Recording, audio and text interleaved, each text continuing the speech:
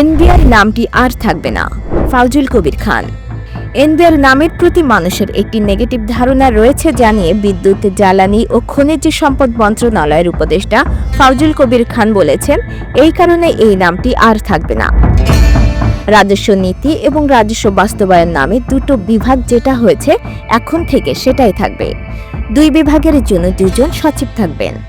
রবিবার সকালে সচিবালয়ে তিনি এসব কথা বলেন।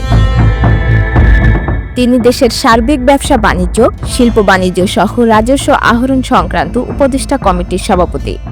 ফাউজুল কবির খান বলেন, এনবিআর সংস্কার নিয়ে যে অধ্যাদেশ জারি করা হয়েছে সেখানে কিছু সমস্যা রয়েছে, শব্দ গঠনেও ছিল কিছু ভুল। উপদেষ্টা কমিটি সেগুলো সংশোধনের সুপারিশ করবে। এনবিআর কর্মকর্তাদের আন্দোলনের প্রসঙ্গ টেনে তিনি বলেন, এক পর্যায়ে সরকার বিরোধী আন্দোলনে পরিণত করেছিল।